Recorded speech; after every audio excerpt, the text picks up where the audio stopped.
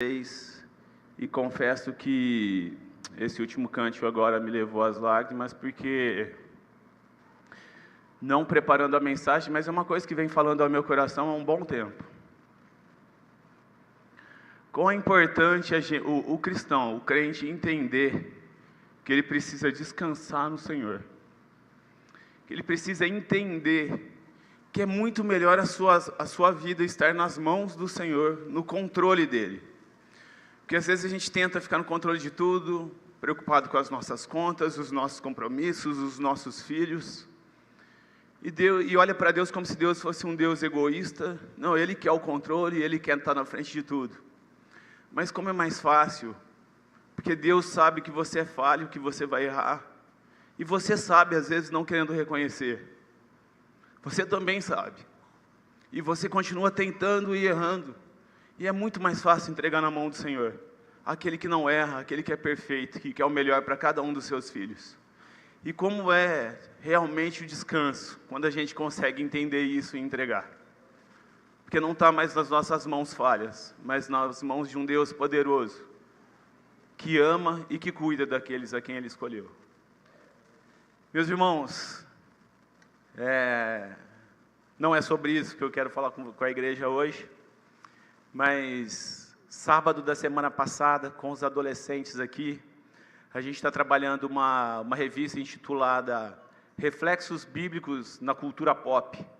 A gente poder ver em histórias do mundo, em filmes, em séries, em algumas coisas, a influência bíblica nisso daí. E no sábado passado a gente falou de um super-herói muito conhecido e de várias gerações, que eu lembro, não há muito tempo, assim, quando eu era criança, lá pelos 10 anos, isso foi ontem, né? Tinha a série desse super-herói, que é o Incrível Hulk.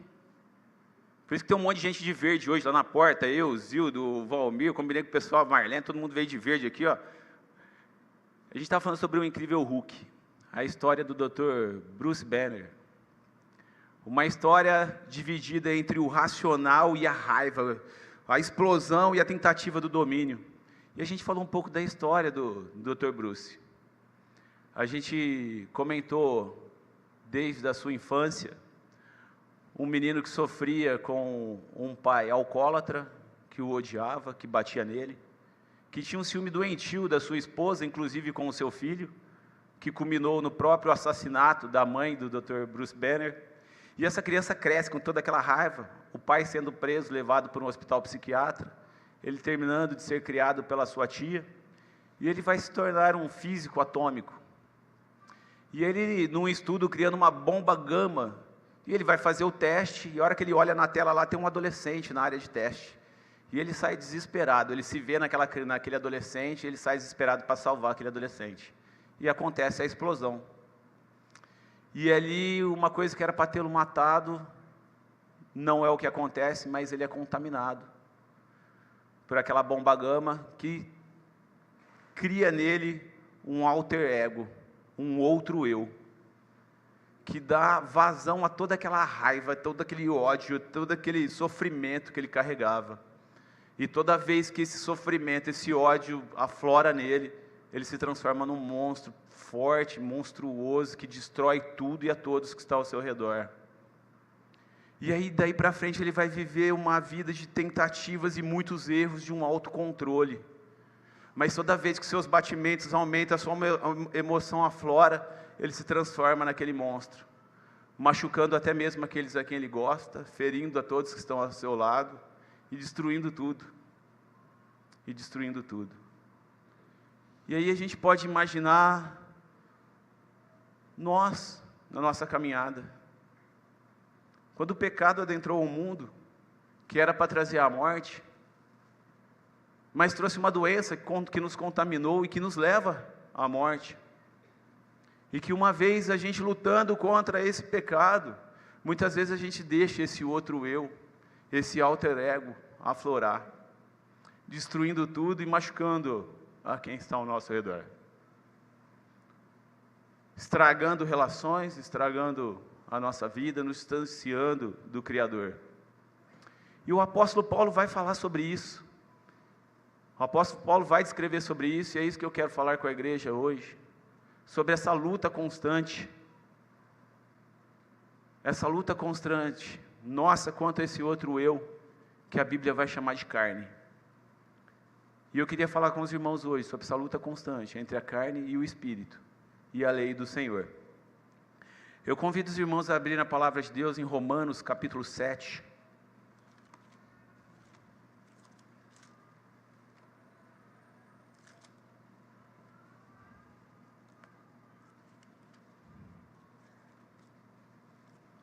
Romanos capítulo 7. Eu vou ler do versículo 7 ao versículo 25. Vou pedir para que os irmãos acompanhem. Versículo 7 ao 25. Assim diz a palavra do Senhor. Que diremos, pois? É a lei pecado? De modo nenhum. Mas eu não teria conhecido o pecado, senão por intermédio da lei. Pois não teria conhecido a cobiça, se a lei não dissera, não cobiçarás. Mas o pecado, tomando ocasião pelo mandamento, despertou em mim toda sorte de concupiscência, porque sem lei está morto o pecado. Outrora, sem a lei, eu vivia, mas sobrevindo o preceito, reviveu o pecado e eu morri. E o mandamento que me fora para a vida, verifiquei que este mesmo se me tornou para a morte, porque o pecado, prevalecendo-se do mandamento, pelo mesmo mandamento, me enganou e me matou. Por conseguinte, a lei é santa e o mandamento é santo e justo e bom. Acaso o bom se me tornou em morte? De modo nenhum. Pelo contrário, o pecado, para revelar-se como pecado, por meio de uma coisa boa, causou-me a morte, a fim de que pelo mandamento se mostrasse sobremaneira maligno. Porque bem sabemos que a lei é espiritual, eu todavia sou carnal, vendido à escravidão do pecado, porque nem mesmo compreendo o meu próprio modo de agir, pois não faço o que prefiro, e sim o que detesto. Ora, se faço o que não quero, consinto com a lei que é boa. Neste caso, quem faz isso já não sou eu, mas o pecado que habita em mim. Porque eu sei que em mim, isto é, na minha carne, não habita bem nenhum, pois o querer o bem está em mim, não porém o efetuá-lo. Porque não faço o bem que prefiro, mas o mal que não quero, este eu faço. Mas se eu faço o mal que eu não quero, já não sou eu quem faz, e sim o pecado que habita em mim.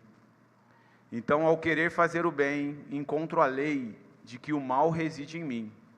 Porque no tocante ao homem interior, tenho prazer na lei do Senhor, mas vejo nos meus membros outra lei, que guerreando contra a lei da minha mente, me fez prisioneiro da lei do pecado, que está nos meus membros. Desaventurado homem que sou, quem me livrará do corpo desta morte? Graças a Deus por Jesus Cristo, nosso Senhor, de maneira que eu de mim mesmo, com a mente, sou escravo da lei de Deus, mas segundo a carne, da lei do pecado. Oremos, irmãos. Senhor Deus e Pai, graças te damos, Deus. Graças te damos pelo dom da vida. Graças te damos porque um dia a tua graça nos alcançou. E desde então, Senhor Deus, nossos olhos se abriram. Nossos olhos se abriram e a tua lei nos mostrou, Senhor Deus, o caminho a seguir, a tua boa vontade para nós.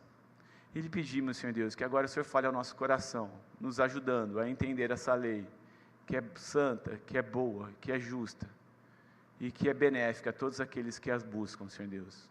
Em nome de Jesus. Amém. Meus irmãos, é interessante primeiro a gente entender que Paulo aqui estava escrevendo para a igreja de Roma. E a gente lembrar que Roma era a capital do Império Romano, o império da época, e ali não viviam só romanos ou só os judeus, mas iam todos os povos conquistados ali. É como se fosse, era a maior metrópole da época e muitos iam para lá em busca de uma melhoria de vida, em busca de um melhor emprego, em busca de realizações. E a igreja de Roma tinham muitos judeus convertidos, mas na sua maioria eram gentios. Mas ainda assim, o texto fala para os dois, Porque ele está falando tanto para os gentios que nunca tinham conhecido a lei do Senhor, os mandamentos do Senhor, quanto para os judeus, que os conheciam, mas não entendiam para que servia. E aí, Paulo vai dizer, já no seu versículo 7, o versículo 7 vai dizer: que diremos, pois? É a lei pecado? De modo nenhum. Mas eu não teria conhecido o pecado, senão por intermédio da lei, pois não teria conhecido a cobiça, se a lei não dissera, não cobiçarás. Meu irmão, o que Paulo está dizendo aqui, é que a lei não é o pecado. O problema não é a lei. Não é como os judeus, os fariseus diziam, não, você tem que cumprir toda a lei. Olha, a lei condena. Não é a lei que condena. A lei, ela aponta o que condena. A lei aponta o seu erro. Ela escancara o pecado. Ela vai te mostrar o que te afasta de Deus. Não é a própria lei que te condena, mas são os seus atos que te condenam. A lei está ali para te mostrar o seu erro. E aí ele mesmo vai mostrar aqui as suas falhas, vai reconhecer a sua fraqueza. Ele vai dizer: eu não teria conhecido a cobiça se a lei, se o mandamento não dissesse, não cobiçarás. Esse é o apóstolo dizendo. Ele conseguiu enxergar nele falhas. Ele cometia o pecado de cobiça. E ele só entendeu porque a lei abriu os olhos dele, porque ele teve os seus olhos abertos, e a lei, o direcionamento de Deus foi mostrar isso para ele. E ele vai continuar no versículo 8. Mas o pecado, tomando ocasião pelo mandamento, despertou toda a sorte de concupiscência, porque sem a lei está morto o pecado. O que Paulo está dizendo aqui, é que agora que ele sabe que aquilo é errado, que aquilo é proibido, parece que aquilo despertou, aguçou mais o desejo de fazer. O que é proibido é mais gostoso? O que não pode é o que dá vontade de fazer? É isso que Paulo está falando, concupiscência, os desejos imorais, da sexualidade, de material, de ganância, é isso que ele está dizendo, está despertando mais, porque agora eu sei que não pode. Sabe, o diabinho ali, vai lá, isso não dá nada, vai lá, ninguém está vendo, é só uma olhadinha, depois outra, e aí você já está flertando com o pecado, vai despertando o desejo, porque a gente sabe que isso é proibido. E aí ele vai percorrendo, versículo 9 e 10, outrora sem lei eu vivia, mas sobremodo o preceito reviveu o pecado, e eu morri. E o mandamento que me fora para a vida, verifiquei que este mesmo me se tornou para a morte. Meus irmãos, ele está dizendo aqui que quando ele não conhecia, antes dele se converter, antes dele conhecer a verdade, ele achava que ele estava vivo, deixa a vida me levar, está tudo certo, eu vou trabalhando, eu tenho meus filhos, eu vou tocando minha vida, se alguma outra mulher der bola, e daí? Se eu puder me aproveitar de uma situação, e daí? Se eu tiver que passar por cima de alguém no meu trabalho para ser bem sucedido, e daí? É a vida. Quem está falando que é errado? Eu não conheço a lei. Não tem a lei, eu não conheço, eu acho que está tudo certo. E às vezes a gente olha lá fora para quem não conhece a lei e fala, a pessoa é má. Não, meu irmão, para ele é aquilo lá. A vida é isso. A vida é isso. E aí ele vai dizer, eu achava que eu estava vivo. Eu achava que eu estava vivo. Ele achava que estava vivo. E aí a gente vai nos lembrar do mesmo apóstolo Paulo escrevendo em Efésios 2:1. Nos deu vida, estando nós mortos em nossos delitos e pecados. Aí a lei vai mostrar para ele, você não está vivo, cara. Você está morto. Você está caminhando para a morte, para a condenação. A lei vem e abre os olhos dele. Olha, agora você é convertido, medita nisso aqui. Você não está vivo não, você está achando que você está vivo, mas você está cada dia tomando uma dose desse remédio que está te levando para a morte. Isso é veneno. Isso é veneno. E aí ele vai continuar no versículo 11. Porque o pecado prevalecendo do mandamento, pelo mesmo mandamento que me enganou e me matou. Aí ele vem com a linguagem de Gênesis. Lá quando a serpente vem, engana Eva e Adão e entranha o pecado no mundo.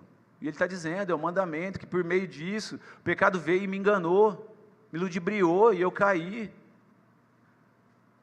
Eu fui enganado. E como a gente é facilmente enganado quando a gente está longe da palavra. Como é difícil a gente não ser enganado quando a gente não está centrado na vontade de Deus. Quando a gente não busca a orientação do Pai, quando a gente quer fazer e esquece, vai tocando a vida, resolve isso, resolve aquilo, e esquece de buscar Deus. É muito fácil a gente se enganar desse jeito. E aqui é desculpa de Eva, foi a serpente que me enganou. É a mesma coisa que ele está falando aqui, meus irmãos. Por conseguinte, a lei é santa, e o mandamento é santo, justo e bom. Meus irmãos, não teria como ser diferente. A lei é a lei do Senhor, ela reflete o caráter do Senhor, ela reflete o próprio Deus. É um Deus que é santo.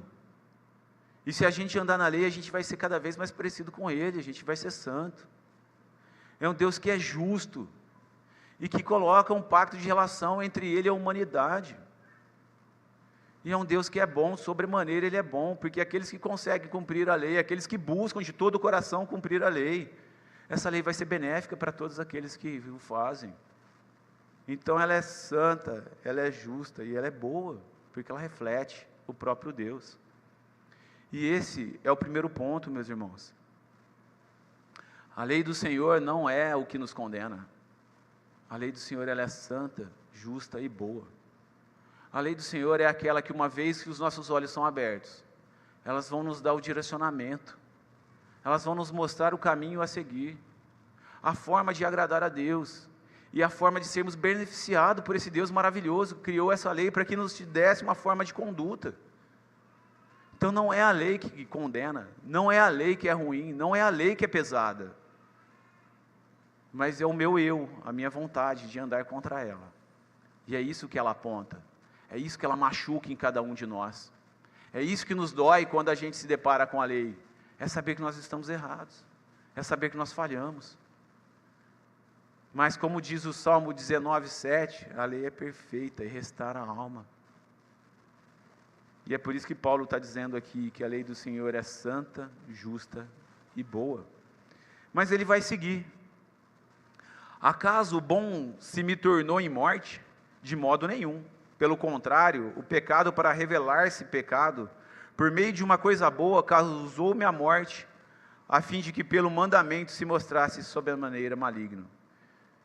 É como se ele estivesse dizendo, mas se o Deus é bom, como é que ele vai me causar morte? Mas não é Deus que está te causando a morte. Ele mesmo responde, de modo nenhum. Pelo contrário, ele está revelando o pecado. Deus é tão bom que Ele deu a lei para te revelar, olha meu irmão, meu filho, você está errado.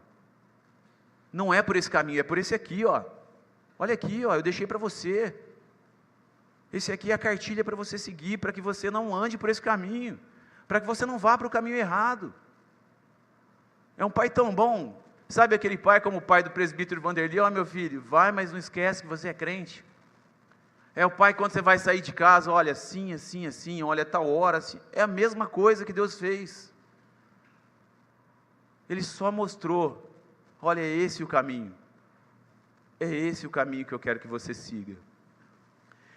Versículo 14, porque bem sabemos que a lei que a lei é espiritual, todavia sou carnal, vendido à escravidão do pecado.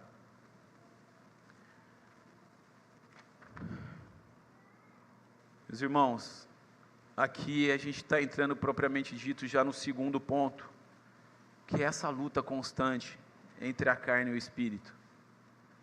Essa luta que insiste em dar na nossa cara, nos derrubar por muitas vezes e estar no domínio da nossa vida. É a gente entender que a lei é espiritual, que a gente deseja, a gente tem que ter essa vontade de cumprir a vontade de Deus, mas é a nossa luta constante contra uma carne que foi contaminada, o desejo foi contaminado, as nossas vontades foram contaminadas. E é o mesmo apóstolo Paulo que no capítulo 7 vai dizer que a lei é espiritual, eu porém sou carnal, que vai dizer no capítulo seguinte, eu peço para os irmãos olharem o versículo 8, ele vai dizer, portanto os que estão na carne não podem agradar a Deus. Aqueles que vivem na carne de forma alguma vão agradar a Deus, porque não vão seguir a lei do Senhor, não vão estar na vontade do Senhor, mas sim vão estar seduzidos, vão estar largados, vão estar jogados nas suas próprias vontades. É isso que Ele está mostrando para nós. A lei do Senhor é espiritual, ela tem que te mudar. Você tem que entender, a sua mente tem que querer, porque o seu corpo não vai querer, a sua carne não vai querer, e é essa luta constante. E aí do versículo 15 ao versículo 20, ele vai descrever um pouco disso. Porque nem mesmo compreendo o meu próprio modo de agir, pois não faço o que prefiro, e sim o que detesto. Ora, se faço o que não quero, consinto com a lei que é boa. Neste caso, quem faz isso não sou eu, mas o pecado que habita em mim. Porque eu sei que em mim, isto é, na minha carne, não habita bem nenhum, pois o querer o bem está em mim, não porém o efetuá-lo. Porque não faço o bem que prefiro, mas o mal que não quero, esse eu faço. Mas se eu faço o que não quero, já não sou eu quem faz, e assim o pecado que habita em mim. Meu irmão, aqui a gente já consegue ver um convertido. Olha o desejo dele, ele já está naquela luta. Olha, não é o que eu quero. Porque aqueles que não são convertidos, aqueles que não tiveram seus olhos abertos, aqueles que não foram alcançados pela graça, o Evangelho não mostrou o caminho, ele não tem nem esse querer. Ele sabe o que é bom, o que é ruim, ele tem a lei ética, moral, mas não é a vontade de Deus que ele está querendo cumprir. Aqui nós já vimos uma conversão de alguém que sabe, alguém que quer cumprir a lei de Deus, e ele está nessa luta. Olha, o que eu quero fazer, muitas vezes eu não consigo, muitas vezes eu tropeço, mas eu quero, meu desejo é estar cumprindo a lei do Senhor, é estar no centro da vontade de Deus, é cumprir os seus mandamentos, é honrar o nome do Senhor, é não ter imagem e semelhança no nome do Senhor, não dar culto a outros, é guardar o dia para santificar o Senhor, é honrar o seu pai e sua mãe, é não matar, é não roubar, é não cobiçar. É isso que ele quer fazer. É isso que ele quer fazer. E o pecado é muito sutil, meus irmãos. Muitas vezes a gente coloca um esposo, uma esposa, os próprios filhos no lugar do Senhor. Muitas vezes nós sentamos no trono e não damos espaço para o Senhor. Nós tomamos todas as decisões da nossa vida sem buscar nada. Muitas vezes a nossa vida é viver em prol de fazer os nossos filhos terem sucesso, terem um bom caminho, e a gente não está buscando a Deus nisso. Nós estamos colocando outras pessoas no altar e não estamos colocando Deus no lugar devido. Mas o desejo dele era, e ainda assim, ele também cometia suas falhas. Lá no primeiro versículo ele vai falar que ele conheceu o pecado da cobiça, ele entendeu que ele era falho nisso daí. É isso que ele está falando para a gente. É essa luta constante do desejo de fazer e de repente não conseguir. É o autocontrole que muitas vezes nos foge.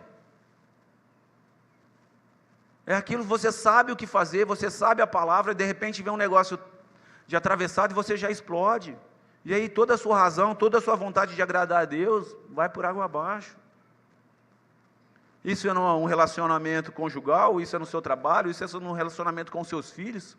Quantas vezes você já não foi exortar e falar de Deus, e de repente vem alguma coisa atravessada, e você fica bravo, e você discute, e aí o que você ia falar se perdeu. É essa luta que Paulo está mostrando, a luta da carne contra o Espírito, a luta constante. É literalmente o que ele vai escrever lá em Gálatas 5, 16, 17, vou pedir para os irmãos abrirem comigo, carta aos Gálatas, capítulo 5, 16 e 17,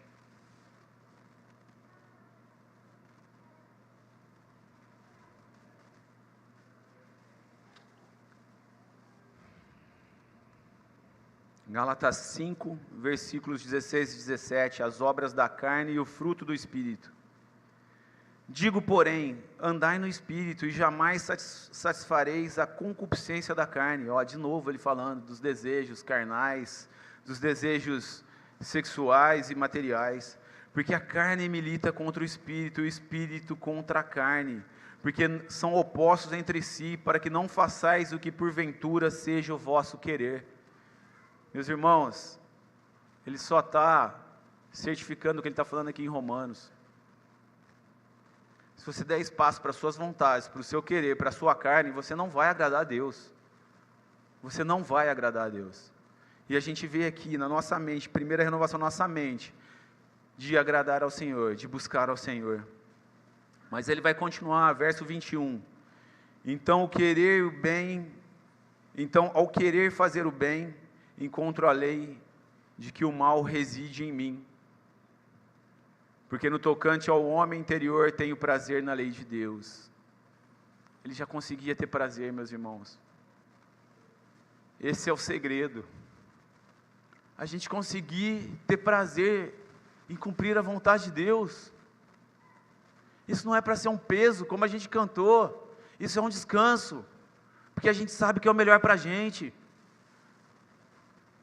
É o que Jesus vai falar lá em Mateus 28, em 11, 28. Vinde a mim todos que estáis cansados, sobrecarregados, que eu vos aliviarei. Meus irmãos, ainda assim é o mesmo Jesus que vai falar: aquele que quer vir após mim, tome a sua cruz e siga-me. Não é que vai ser fácil, mas é muito mais leve quando a gente está com Deus, quando a gente está buscando o centro da vontade de Deus e não a nossa. E não a nossa. Porque é Ele que está no controle, e Ele não é, nós vamos ser errantes por toda a vida. Nós estamos aqui num processo de santificação. Nós estamos nessa luta, como a história do Hulk, buscando o autocontrole, tentando dominar. Mas às vezes aquilo aflora, e a gente se perde. Mas a gente precisa encontrar esse prazer de buscar cumprir a lei e a vontade de Deus, nos alegrar no Senhor, sentir a alegria de acordar o domingo, vou acordar o domingo cedo, semana inteira corrida, louvado seja o Senhor, porque eu tenho a liberdade e o prazer de estar lá, cultuar, louvar, escutar deles, edificado pela palavra, todos os dias eu poder ser um bom exemplo, eu me alegrar de falar com as pessoas, eu ter essa alegria no coração. E esse é o segundo ponto que eu queria deixar para vocês, meus irmãos. Essa luta constante. Isso faz parte da vida do cristão. Isso faz parte da vida daquele que foi alcançado pela graça, daqueles que foram escolhidos pelo Senhor. Mas nós precisamos encontrar essa alegria de lutar contra a carne e buscar estar sempre no centro da vontade de Deus. O apóstolo vai continuar. Verso 23, mas vejo nos meus membros outra lei, que guerreando contra a lei da minha mente, me faz prisioneiro da lei do pecado que está nos meus membros. Desaventurado o homem que sou, quem me livrará do corpo desta morte? Ele já entendia que ali o caminho dele, se ele fosse dominado e escravo do pecado, dos seus desejos carnais, ele estava caminhando para a morte, seus olhos já estavam abertos. Ele já entendia, ele já tinha recebido o Evangelho. E aí ele vai dizer no versículo 5, no versículo 25, graças a Deus por Jesus Cristo, nosso Senhor, de maneira que eu de mim mesmo, com a mente sou escravo da lei de Deus, mas da carne, da lei do pecado. Graças a Deus por Jesus Cristo. Graças a Deus porque um dia Ele, por amor a nós, entregou o seu próprio Filho, que veio a este mundo, habitou entre nós, sentiu fome, sede, toda necessidade humana, mas não pecou. E ainda assim foi condenado, mesmo a lei não encontrando nada contra ele. Nem Herodes, nem Pilatos encontraram algum motivo para condená-lo. Mas ele ainda assim foi condenado, pelo meu, pelo seu e o pecado de uma humanidade corrompida, uma humanidade contaminada. E ele foi condenado à morte, e à morte de cruz. Derramou o seu sangue, que pôde nos livrar desse jugo do pecado. Derramou o seu sangue, que nos libertou dessas cadeias, dessas correntes. Estes dias na academia, um colega, e eu digo um colega porque eu converso com ele todo dia, mas eu, para gravar nome, irmãos, quem me conhece sabe que eu gravo fisionomia, eu lembro da pessoa, mas não gravo o nome de ninguém. E ele é pastor de uma outra denominação, e aí ele estava conversando com uma outra colega ali, falando sobre a Bíblia, e eu do lado tentando, vai que dá uma brecha para a gente ajudar em alguma coisa, né? Vamos pregar o Evangelho aqui na academia. E aí surge uma pergunta, ele faz uma pergunta para ela, e ele fala assim, você sabe o que dá validade a um testamento? O que torna um testamento válido? E aí eu confesso que na hora eu pensei, poxa, deve ser lavrar em cartório, assinar, reconhecer firma, ter testemunhas, né? Deve ser isso que dá veracidade ou que torna um testamento válido. E ela respondeu por essa linha, ele falou, não, O que faz valer um testamento é o sangue, é a morte do testador, ou do autor da herança. Porque enquanto ele vivo, do que vale o testamento? E a morte de Cristo Jesus deu validade a esse testamento, de novidade de vida, de liberdade, de um jugo do pecado que nos levava à morte. Foi isso que deu validade, e é por isso que nós podemos ler agora e vibrar com os 4 primeiros versículos do capítulo 8. Agora, pois, nenhuma condenação há para os que estão em Cristo Jesus, porque a lei do Espírito da vida em Cristo Jesus te livrou da lei do pecado e da morte, porque o que for impossível à lei, no que estava enferma pela carne, isso fez Deus, enviando o seu próprio Filho em semelhança de carne pecaminosa, e no tocante ao pecado, e com efeito condenou Deus na carne o pecado, a fim de que o preceito da lei se cumprisse em nós, que não andamos segundo a carne, mas segundo o Espírito. Meus irmãos, o próprio Deus se encarnou e pagou o preço da minha e da sua condenação. Na carne e no sangue de Cristo Jesus, nós fomos libertos dessa vida de pecado, para andar em novidade de vida, para andar segundo o Espírito Santo, para não mais sofrer com esse peso nas nossas costas, mas saber que temos um Deus que é fiel, justo, santo e bom, e que perdoa os nossos pecados. E eu queria finalizar a mensagem de hoje, meus irmãos, deixando um versículo como reflexão. Eu gostaria que os irmãos abrissem novamente no livro de Gálatas, capítulo 5. Gálatas, capítulo 5, primeiro versículo.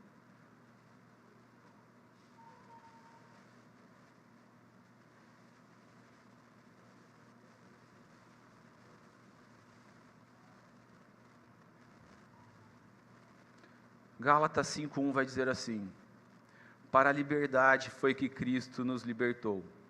Permaneceis, pois, firmes, e não vos submeteis de novo ao jugo da escravidão. Meus irmãos, uma vez libertos, uma vez alcançados, não voltem a flertar com o pecado, não voltem a flertar com as suas fraquezas, não volte para o lugar onde Cristo te tirou, onde Deus te libertou e disse: meu filho, vem para cá, vem para cá. Que assim Deus nos ajude, que assim Deus nos fortaleça dia a dia. E para isso, meus irmãos, ore constantemente, busque a palavra, medite na palavra do Senhor e busque a comunhão com os santos. Amém? Devolvo a palavra aqui.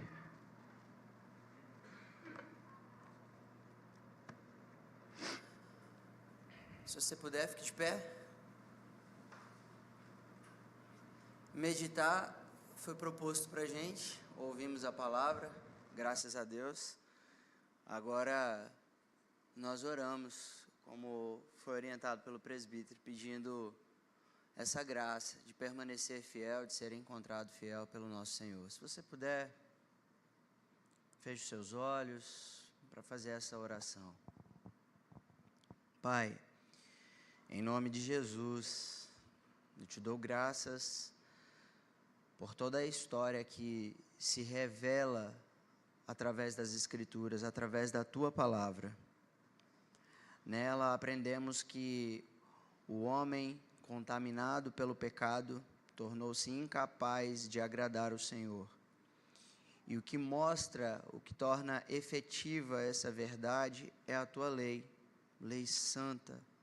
E quão preciosa é a Tua lei para nós, porque ela nos ensina sobre nós mesmos, sobre a nossa incapacidade de agradar o Senhor. E nessa condição de homens e mulheres incapazes de agradar o Senhor ainda assim nos amou. A Tua lei, Senhor Deus, ela cumpre, portanto, um propósito especial ao revelar a nossa fraqueza. E ao encontrarmos a nossa fraqueza, nós encontramos também o Teu grande e poderoso amor, capaz de superabundar sobre a quebra da nossa lei, a Tua graça, e fazer com que as nossas vidas sejam agradáveis a Ti. Somente por Teu amor, somente por Tua graça somos alcançados. Obrigado por esse dom tão precioso, obrigado por esse presente que é a Tua graça, obrigado por Jesus ter sido enviado, Deus, para cumprir a lei como um substituto perfeito no nosso lugar. Não apenas para cumprir a lei, mas também para receber sobre si o juízo por aqueles que quebraram a Tua lei.